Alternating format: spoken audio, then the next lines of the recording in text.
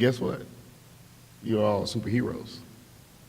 And this here, it seems like it's just a normal life, but this is actually a war. And you're all in it, whether you like it or not. The bad part is a lot of us don't know we're in a war. We just think we're here and we're living life, and life happens to be kind of crazy and messed up. But what you need to understand is, by no fault of your own, you've actually been adopted into a war. And in order to win that war, you actually have to know what it is you're fighting for. Have a little bit of testing. But so today, what we're going to talk about is what we need to do and how we need to accomplish it in this time, in these wars. And how that happens, let's just do something different.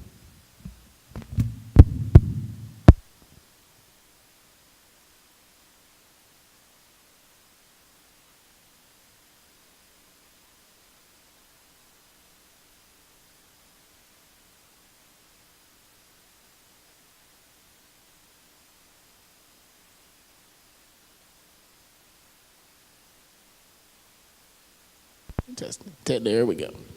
All right, how's this? This a little better? All right. So what we need everybody to do today is we need you to suit up. It's time to fight.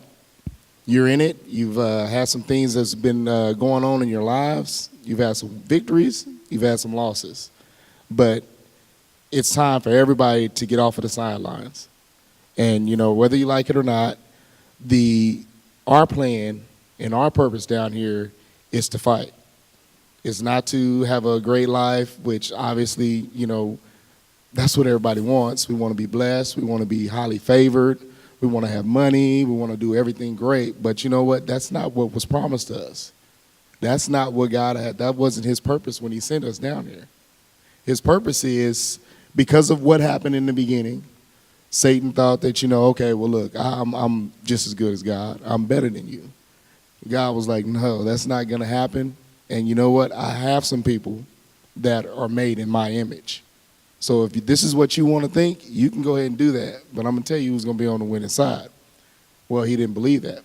So when Adam and Eve messed up and they ate the apple, it transcended this time to Satan. This is his world. All this stuff down here, this belongs to him. We're travelers passing through this. And what really should be happening right now is this should be just utter chaos. We should be in some stuff that we don't understand how to get out of, we can't get out of. But God said, okay, you know what? You can have this world, that's fine. But my people will be blessed and will be highly favored no matter what. What that means is you have to be on the right side. You have to understand who you are in Christ so that you can walk through the craziness that Satan has set up on this world, on this earth. Now, in order to do that, like I said, you got to understand who you are in Christ. There's a couple of W's that you need to understand. You need to understand what you're fighting. You need to understand where you're fighting and when, and then you need to understand why. There's a couple of good illustrations that I read before, but I tried to pull some that I felt were more pertinent to what we're talking about today, because these W's are going to be the focal point to where you go back and you say, oh, okay, wait a minute, I understand what's going on now. Because a lot of times we lose that in translation. You know, we'll say, you know, oh, well, I don't understand where. What do you mean? Is that a physical where? No, that where is where the physical, well, the spiritual manifestation of the fight is. So our first one is what? And that's in Ephesians 6:12. It says, for our struggle is not against flesh and blood, but against the rulers, against authorities, against the powers of this dark world, against the spiritual forces of evil in the heavenly realms. Now, basically in a nutshell, what's that saying? Is you're battling things down here on earth, poverty, murder, death, destruction, and we're trying to fight these things physically. But that's not where this battle is. This battle happens from your mind to your heart. And I've heard somebody say that's the longest road in the world, from your mind to your heart. There's a lot of things that have to change, a lot of things that have to be switched on in between there. So what happens is when you get from your mind and you get about halfway in your mind starts to tell your heart, okay, it's one way. And the spiritual is somewhere in between there. Hopefully, if you're always, pressing in, trying to find God, studying, fellowshipping with him every day, your spirit's up here with your mind, because that'll change your whole atmosphere. But let's just be honest, we're human and we go through things every day, so it's kind of in the middle. Your mind and your heart needs to connect with your mind so that it'll let that spirit start to operate. Because if not, you'll start operating with your mind. And your mind is going to tell your eyes, your ears, your nose, and what it's feeling. And it's feeling what's here on this earth. It's not feeling where we come from. Our spirit is our direct line to God. But if you're dealing with your mentality, you're not connecting with God. Now, like I said, if you there with him every day, then that spiritual man is more focused in your life. You quite possibly could be up there, but that's not most of us. So that what is telling you, okay, you're not fighting your wife who just got mad at you because you didn't do the dishes. You need to look at the underlying root of that issue. And, I'm not saying that every time you don't do the issue and she's yelling at you that she's wrong. I'm not saying that. I'm just saying that sometimes this battle is not what you think it is. You need to find out what the root is. She could have had a bad day. Could have been, needed the dishes done at a certain time because you had a party coming over. It could be a number of things. But the only thing that you're going to see when you're going through that is, oh, she's being negative towards me. You got to get out of that mentality of looking at this in your mentality. You need to look at it spiritually. So the next one is going to be where. And that's in Psalms 119:11. And it says, I have hidden your word in my heart that I might not sin against you. So just like I was saying, where it is, it has to be fault in your heart. It can't be fault in your head. It can't be fault in the middle. It has to be fault with the heart, because your heart is what's going to be your direct line to your soul, which is your spirit. If your heart is mucky, then, then there's no need for it, because you're operating on the other side. But I'm telling you, if you are a child of God and you're doing his will, your heart can't be mucky. The bad can't stay with the good. So in your heart lies the keys to understanding who you are in Christ. That way you can get your spiritual weapons ready and you'll know what you're fighting. Next one is the when, and that's Ephesians 4:22. You were taught in regard of the former ways of life to put off your old self, which is being corrupted by deceitful desires. That there is the only one that I felt could really give you the understanding of why you're fighting and where, because the when is an everyday process, and a lot of times we see good things happen to us, and then we start to feel like, oh, well, you know what, I'm there, I've won. It's not that easy. That's not the end of the battle. The end of the battle is when you get to stand in front of Christ and he says, well done, my good and faithful servant. So you need to understand that that man has to be killed daily, 24 hours, 7 days a week. He needs to just go. And in order to do that, your heart needs to line up with your mentality to operate your spirit, so that your spirit can now operate you. which is what kills that man. So that one, doing some research, I was looking back, and everything that most of the disciples went through, it had to be killed every day. Even with Peter. Peter went all the way back and was like, hey, look, I don't know if I can do this. You said we're supposed to be one way, and this is what's going to happen for us. But now all of a sudden you're telling me you're leaving. I don't know if I want to do that. And then Paul was even worse. Paul was like, no, we couldn't be ears off. You ain't going nowhere.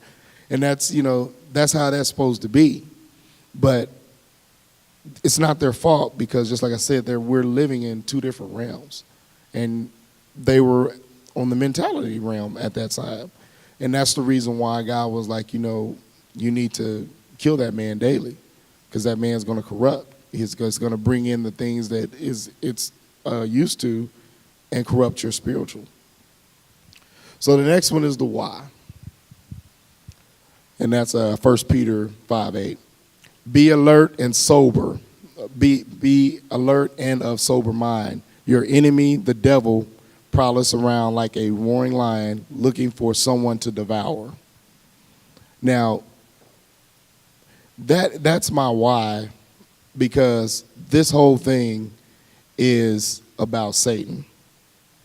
Now, one of the craziest and the best tricks he's ever done is to make people believe that he doesn't exist. And now everybody's running around with a notion of, well, there is no Satan and there is no God. And then you have us believers who's like, I don't understand how you can even feel that way. And we're like, okay, something's crazy. There's no way that they really feel that way. But they do, because he's deceived everybody to thinking he's not real. They throw all these scary, crazy monsters on TV, on the movies. They throw craziness at you from all points in different places, and then all of a sudden it gets diluted. And now no one really thinks that he's there. But he's there, and he's operating, and he has full reign, because no one is suiting up. No one's taking the fight to him. Everybody was like, hey, if he ain't messing with me, I ain't going to mess with him.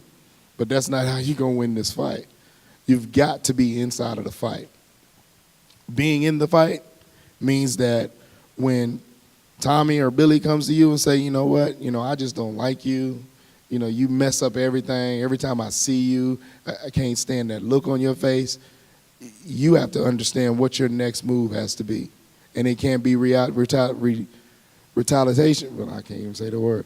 You can't retaliate. It has to be something that comes from God. So you have to be in a right spot that you can deliver what needs to be delivered. In essence, you need to be suited up. If you're suited up, your answer will be, well, I'm sorry you feel that way, but I love you. But when you're not suited up, you can't get there, because now you are offended. And when you're offended, you going at them. And usually is what happens. I can't lie, I'm not always suited up. And, at some points it's a little hard to get suited up, because now I'm already been offended. So if you can try to stay suited up, you won't get offended. And unfortunately, that is a 24-hour process. You have to be suited up 24 hours, 7 days, 24 hours, 7 days a week, 365 days a year. And it's just, you just have to. There's no way around it. I've tried it both ways. There's been times that I was like, on fire. I was moving. Man, I seen things move. And then all of a sudden there's just days I'm like, you know what? I'm done. Don't want to do it. It's too hard. And I walk the other way, and I don't end up in a great spot. I always end up in a better spot when I'm suited up than when I'm not. Now, I don't always get what I'm wanting when I'm suited up, but I always get exactly what he needs me to have. So every day, you need to figure out how I can be suited up. And if you do that, you'll start to understand that we're all superheroes. We all have a part to play in this fight. It's no one man wins the war alone.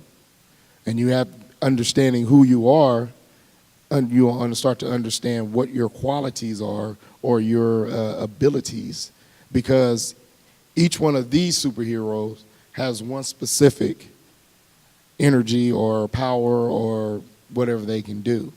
Now, each one works great by themselves, but it's not what's going to win the war.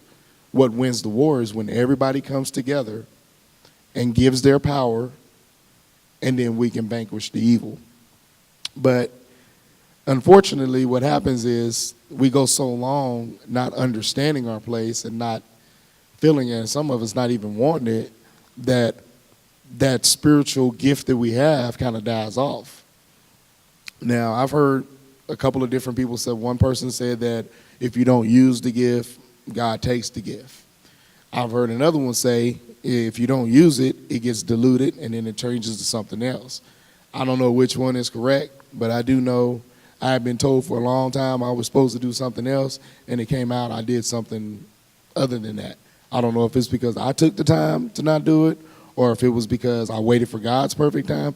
I don't know which one it was, but I'm totally in a different spot than people said I should be. So I don't know, but I do know that at some point you have to figure out what your gift is, and then you have to cultivate it. You can't let it just sit. It can't lie dormant. It has to move. It has to be united, because once it does, it's going to find that other power that it needs to operate. Once it does that, it'll call out, and once Bruce steps up, it's like, okay, well, that's how this is supposed to go. He's supposed to be leading worship. I'm supposed to be praying. We do this together, and bow. We're strong. And so once you figure that out, and once you get it, so many doors open that when people start to see it, theirs start to call out. When theirs calls out, you start all of a sudden getting a cultivation of different types of spiritual forces and everything that come at you.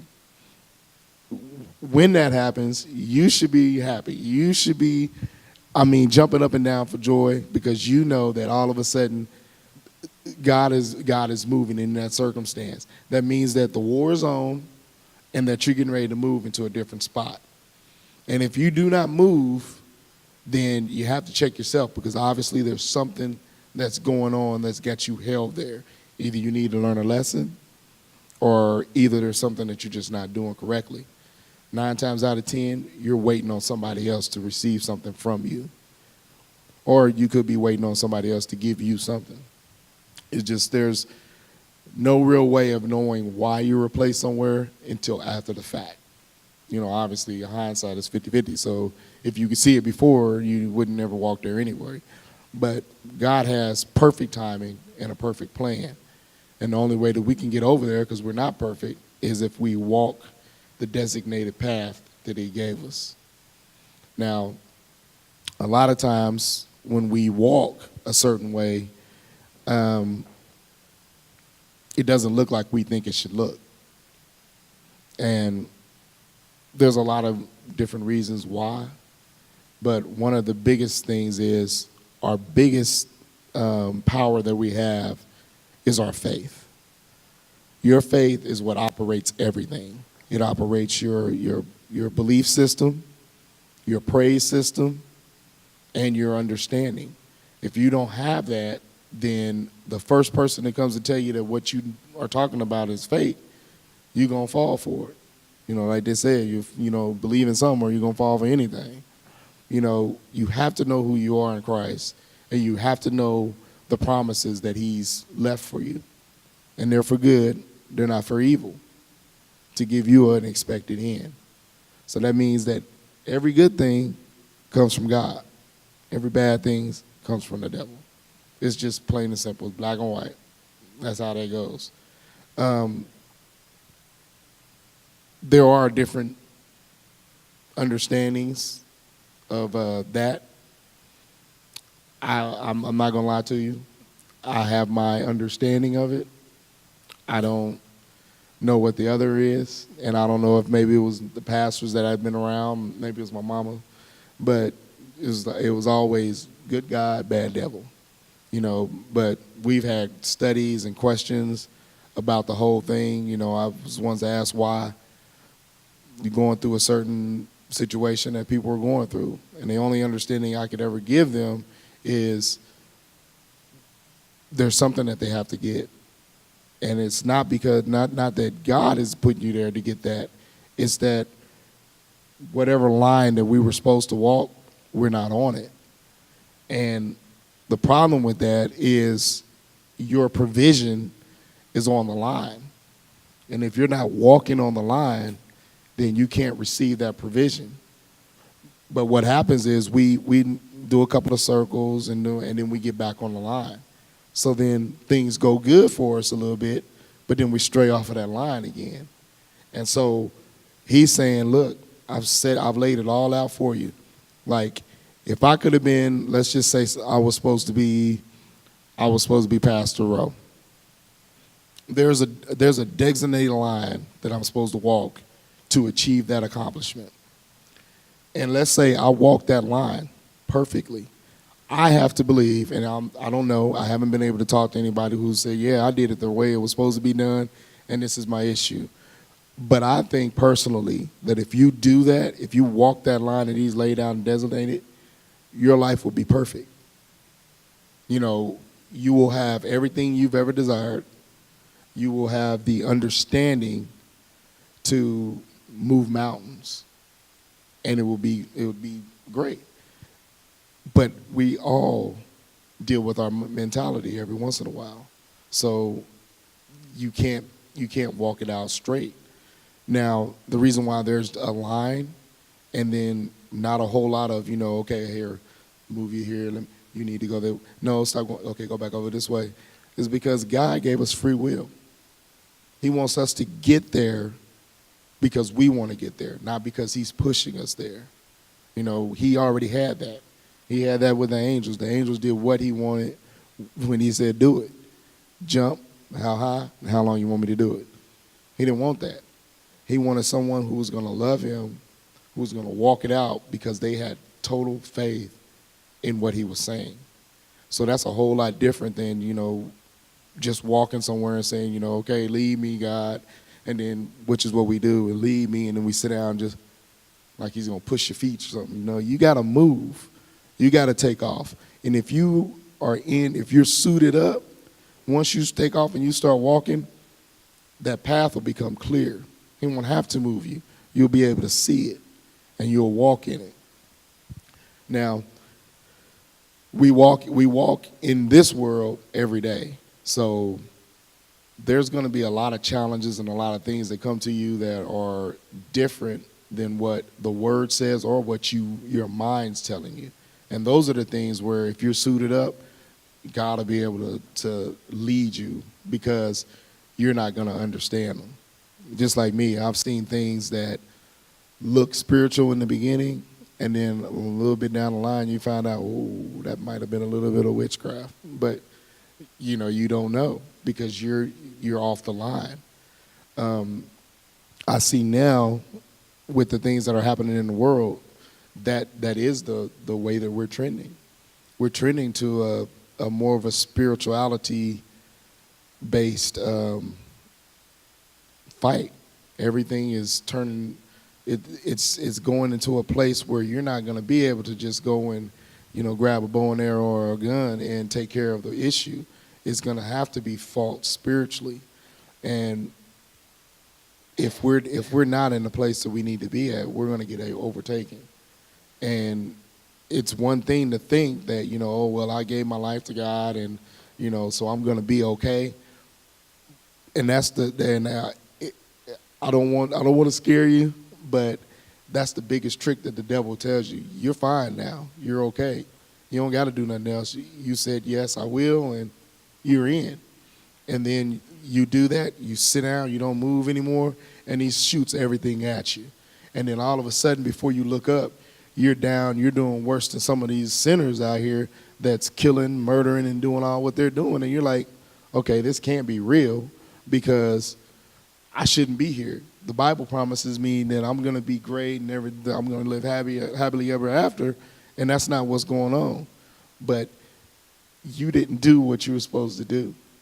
You never once had a relationship with Christ. It's one thing for you to come to church and you hear the pastor give a good speech, and then you go home, and then all of a sudden never crack the Bible, never play any music. If you don't do anything else, put a praise and worship song on. 9 times out of 10, there's some word in that song. But you can't go and not understand who your Father is. And be like, if I never read any understanding, I would have no understanding of who my physical father is. Which I'm just being candid with you. That's how it is. I don't know him. I never read anything from him. I never had a hey, this is your dad. I've never seen a birth certificate. None of that. So I don't know him. So if something came up and they say, hey, you need to do this and that because your dad used to do it and that's the way that's going to work, I have no way to do that because I've never seen it. I don't have any understanding on how he did that. So I'd be totally messed up. That's why you have to get into the Word. You don't get into the Word, you don't know how God operates. If you don't know how God operates, then you're subject to the prizes of this world, not to that. Just because you were saved one time when you were 12 years old and you got dipped in the water and you thought it was fun because you love to swim, that's not going to get you over. That's going to get you to the door. It's not going to get you in. Your breakthrough is behind every door that you step through. Some of these doors are cracked. It's a little easier to get in. Some are locked, and you're going to have the master key to get into them. So just remember, we need to suit up. It's all time out for fun and games. It's time to get with the battle, because what's coming here in the future is going to have somebody who's looking at you is going to have their breakthrough in it. And it would be better for you for someone else to get a breakthrough than you. You're saved, you're believers. But there are people out there who've never experienced any type of love, much less from God. They can't get to him. He's there. He's molding and taking care of them because they don't know, but they have no idea that it's coming from him. They just think it's life. They gotta understand that there's more to life than just living this. And once you start to understand that, oh, you know what, I'm in a war down here, and it's daily. It's not just one time. Things are gonna happen great, and that's gonna be good. I'm happy to live in that, but that's not the end of the battle. You should get mad at the devil. He's done a lot. He's still doing a lot. We should be upset. So that means every time somebody's talking about, hey, they got this thing going on in church, you're like, I'm there. Every time they say, hey, I got this, well, come over here and let's get some prayer on it. And a lot of times people are going to be like, man, we in the middle of the Walmart. I'm not praying with you in the middle. You know what? I guarantee you, if you break that down and you get up in that Walmart and you start praying for that person, probably 9 times out of 10, somebody else going to come from join and say, hey, well, I need prayer because this is going on. Man, I don't care about being embarrassed for God. Especially if I could have went to the club and embarrassed myself, been getting all drunk, walking around crazy, talking crazy to people. It didn't bother me then for that. So why should me proclaiming my Lord and Savior make me embarrassed? It shouldn't. We should be ready to go at all times whenever he needs us. There's nothing more precious than when someone needs something and the little ones give it to them. That's just precious, because that means their faith is almost stronger than ours, because they don't hesitate. They're like, hey, I'm just really down. I really got that. And they walk up, well, that's not what God said. And you're looking at them like, well, you're just a kid. You don't know. But yeah, they do, because they're hooked with him. They're on a page, and they're seeing things a whole lot different than we are. They see the end result and not what you're in now.